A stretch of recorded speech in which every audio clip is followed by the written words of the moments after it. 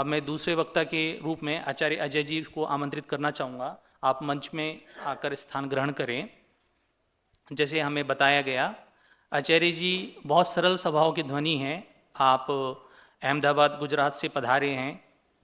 आधुनिक शैक्षणिक योग्यता में आपका आधुनिक बीए पीजीडी से रहा है और आर्ष परंपरा में आपने दर्शनों का अध्ययन किया है, आप दर्शनाचार्य हैं।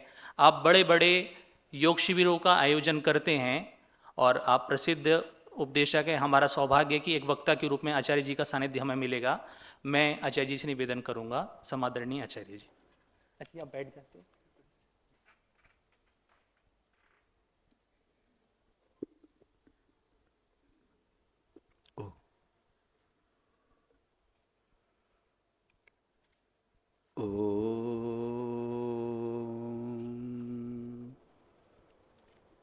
आज की इस सभा में उपस्थित अध्यक्ष महोदय, आदरणीय संचालक जी, उपस्थित सभी विद्वज्जन एवं आगंतुक अतिथि महानुभाव। तो आज का हमारा जो विषय महर्षि दयानंद जी की दृष्टि में राष्ट्रवाद, जैसा मैं समझ पाया तो राष्ट्रवाद के रूप में महर्षि की जो भावना है, ऐसा दिखता है कि मनुष्य ने जिस प्रयोजन के लिए जन्म लिया है उस प्रयोजन में, जैसे हम मुख्य रूप से कहते हैं अभ्युदय और निःश्रेयस, ये दो प्रकार की बातें उसको उपलब्ध होना अनिवार्य है। ऐसी जो सुविधाएं, इससे संबंधित ज्ञान विज्ञान व्यवस्थाएं जो उपलब्ध कराता है, वो एक राष्ट्र हम कह सकते हैं। तो वास्तव में राष्ट्र की परिकल्पना यही की जा सकती है। और यदि राष्ट्रवाद को हम थोड़ा विस्तार से समझने जाए तो इसको हम दो विभागों में यदि विभाजित कर दें, एक महर्षि के राष्ट्र संबंधित वो विचार कि जो किसी भी राष्ट्र के लिए हानिकारक होते, जो नहीं होने चाहिए, और दूसरा वो विभाग जो किसी भी राष्ट्र की उन्नति के लिए अनिवार्य है और जिनको उपायों के रूप में, साधनों के रूप में हमें अपनाना चाहिए।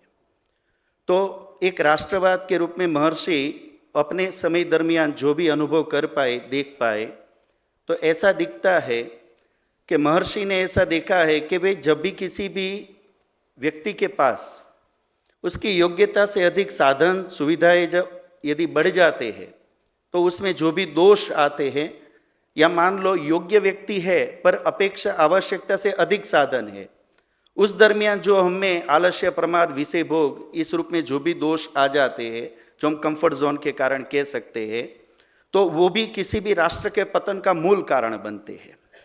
ये इसको एक दोष के रूप में जैसे वो देख रहे हैं। दूसरी ओर यदि हम देखने जाए तो ऐसा भी एक दिखता है कि महर्षि ने देखा कि यदि पतन, हमें उन्नति करनी है और पतन है, तो पतन के भी कोई कारण रहे होंगे। जब तक इन कारणों को हम ना समझे तो उन्नति के उपाय भी कर पाना ठीक से संभव नहीं है। तो उसमें जैसे महर्षि देखते हैं कि भाई हमारे इस पतन का मूल कारण क्या है, हमसे हमारे विचार का छूट जाना, अर्थात वेदों का छूट जाना।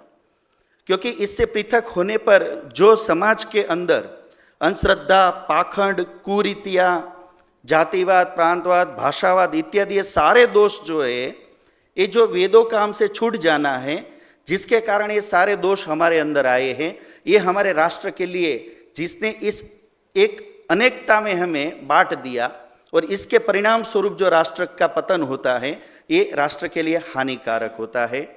और आगे यदि देखने जाए तो राष्ट्र के अवनति के कारण के रूप में ज्ञान विज्ञान जो हमारे पास जिस रूप में होना अपेक्षित है, उस ज्ञान विज्ञान का न होना और उस प्रकार की व्यवस्था का न होना, ये भी एक पतन का कारण है। और उपाय के रूप में ऐसा मोटा मोटा देखने में जो आता है कि महर्षि राष्ट्र की, एक राष्ट्र का अखंडित होना, उसका स्वतंत्र होना, स्व अधीन होना और अपने अनुकूल होना, ये अनिवार्य मान रहे हैं। इस प्रकार के राष्ट्र की परिकल्पना के एक स्थिति किसी भी राष्ट्र के लिए, उस राष्ट्र में रहने वाले लोगों के लिए अपेक्षित है। और ये तभी संभव है जब उस देश का राजा जो है, नेतृत्व करने वाला जो व्यक्ति है, राजवी है, उसके अंदर जो योग्यता अपेक्षित है, उस योग्यताओं के बिना इस प्रकार का राष्ट्र का निर्माण संभव ही नहीं है। इसलिए हमें स्वामी जी का एक जैसे उदाहरण भी देखने को मिलता है एक प्रसंग विशेष में, कि यदि श्री कृष्ण जैसे राजा आज होते तो क्या इस राष्ट्र की ऐसी दुर्दशा होती, ये सारे भागते फिरते। तो मतलब एक आदर्श उन्होंने रखा है कि कैसा राजा होना चाहिए, तब जाकर के इस राष्ट्र को हम एक विशेष स्तर पर ले जा सकते हैं। जब राजा होगा तो उस राजा से बनने वाली जो व्यवस्थाएं है उसमें जो बहुत अधिक जोर जो स्वामी जी एक व्यक्ति से लेकर राष्ट्र तक देते हुए जो दिखते हैं कि उस राष्ट्र की व्यवस्था है वो संपूर्ण रूप से पक्षपात रहित हो, क्योंकि जब तक पक्षपात रहेगा, अन्याय रहेगा, अधर्म रहेगा, संतुष्टि नहीं हो पाएगी, उत्साह नहीं बढ़ेगा, उसमें समन्वय नहीं बन पाएगा। इसलिए राष्ट्र की जो भी नीतियां है ये पक्षपात रहित होना, सर्वहितकारी हो, ये हमारे लिए बहुत ही अनिवार्य है। और राष्ट्र का समृद्ध होना भी जरूरी है।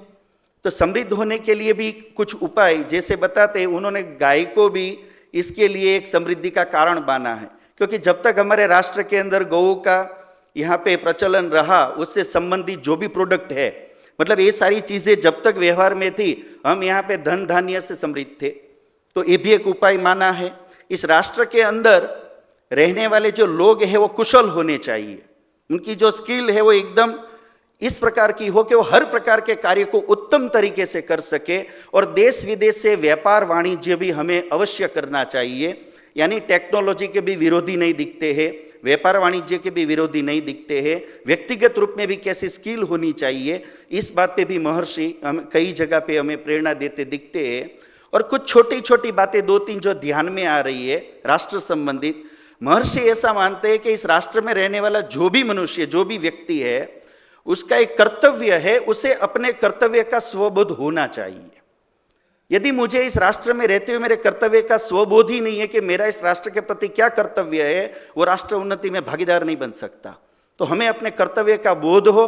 अब हर व्यक्ति का सामर्थ्य एक जैसा तो है नहीं, तो कितना कार्य करना चाहिए व्यक्ति को, तो उससे संबंधित भी एक प्रसंग जो देखने को मिलता है। महर्षि ये कह रहे कि हर व्यक्ति को अपने समीपस्थ जो भी परिस्थितियां हैं, यहां तक कि जो भी अपना कुटुंब है, परिवार है, समाज है, उसके लिए भी हमें अपने तन मन धन से प्रयत्न करना चाहिए। ये भी राष्ट्रवाद है। यदि मैं मेरे परिवार को, मेरे समाज को, मेरे अड़ोस पड़ोस को, मेरी सोसाइटी को मेरा सामर्थ्य जितना है मैं सहयोग दे रहा हूं, मैं मेरे राष्ट्र की उन्नति उतने स्तर पे वहां पे मैं कर रहा हूं। और विशेष जो महर्षि एक बात बताते हैं कि जिसने इस राष्ट्र में जन्म लिया है, तो वो चाहे धनपति हो, वो चाहे विद्वान हो, चाहे वो शक्ति और सामर्थ्य से चाहे कितना भी संपन्न हो, उसे अपने इन समस्त साधनों का उपयोग तन मन धन से राष्ट्र की उन्नति में अवश्य करना चाहिए। यानी जब तक हम अपने सामर्थ्य को राष्ट्र के हित में नहीं लगाएंगे तो राष्ट्र का हित संभव नहीं है। तो इस प्रकार के कुछ विचार और विशेष जो और साथ में देखते हैं कि शिक्षा का, वैदिक शिक्षा का जो महत्व, जिस प्रकार गुरुकुलों का प्रचलन प्रारंभ जो महर्षि के समय दरमियान हुआ और उन्होंने अपने स्वयं के समय में जो 2-4 गुरुकुलों की स्थापना की और वहाँ से फिर जो परंपरा चली और आज यहाँ तक फैली है, तो महर्षि ये निश्चित रूप से मानते हैं कि इस राष्ट्र को यदि हमें सूर्य की तरह चमकाना है तो इस राष्ट्र के लोग जो है सभ्य होने चाहिए। यानी सभ्यता इस राष्ट्रवाद का एक बहुत बड़ा अंग है। और जब सभ्य होंगे तो वो साथ के साथ क्या होगा, विद्या का अध्ययन भी उत्तम तरीके से कर पाएंगे, वो समाज की व्यवस्थाओं को अच्छी तरीके से संभाल पाएंगे। और समग्र विश्व के रूप में यदि हम देखने जाए तो ऐसा दिखता है कि महर्षि ऐसा समझते कि पूरे भूगोल के अंदर यदि सुख शांति स्थापित करनी है हमें, और पूरे भूगोल को यदि एक करके चलना है, तो ये तभी संभव है जब आपस में प्रेम हो, द्वेष ना हो।